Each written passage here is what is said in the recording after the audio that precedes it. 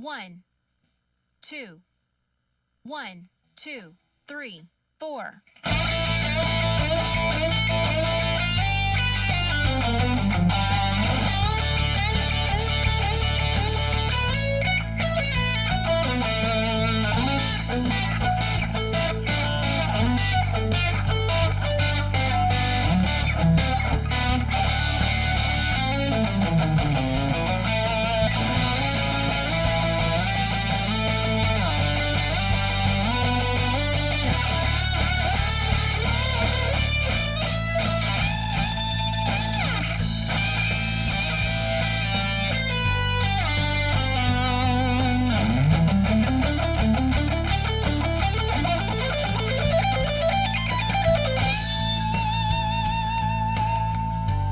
In this final country fried rock lesson, we're going to take our 4 licks and put them all together into a cohesive solo. As we go through the solo, there's some things you should be aware of, to think of as you're playing. We're thinking about playing rock licks over a country style backing track, and in country, we're often playing over the chords. Most of these individual licks are focused on the chord that they're being played over, but you can still try moving them around to different chords and seeing how they work and feel and fit. In the first lick, you want to make sure that bend is nice and strong. Like I said, it can be a little bit, get some of that country berry vibe in there.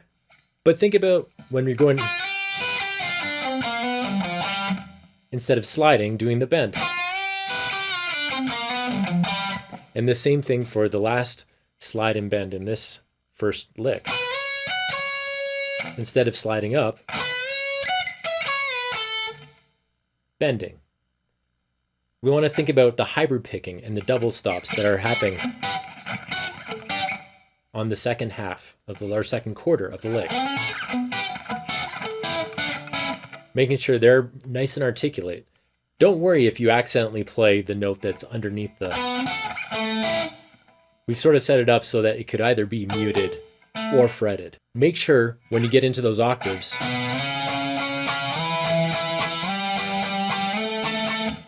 you're kind of delaying them rhythmically, like I was in. Sometimes it's pretty cool to lay back with the harmony in the solo and where it lands. And when you get to those unison bends,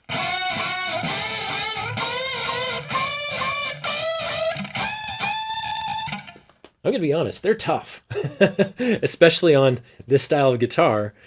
When you're getting up high, the frets are a little bit closer together, and it's hard to get them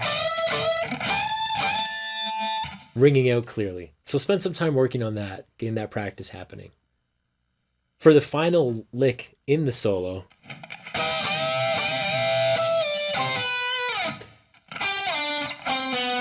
getting those slides in there are kind of cool. It's kind of almost modern rock. There's a lot of modern prog rock players that use those sorts of sounds in their solos. So it's kind of cool.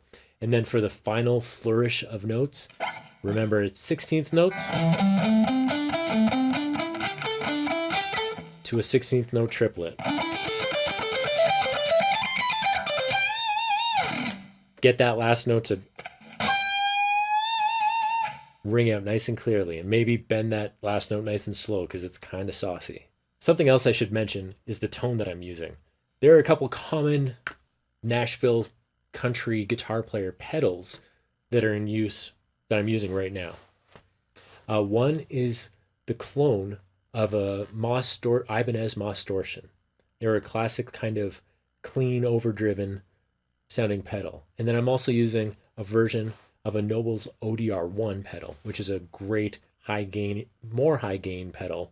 And combined together, stacking them together, gives me this nice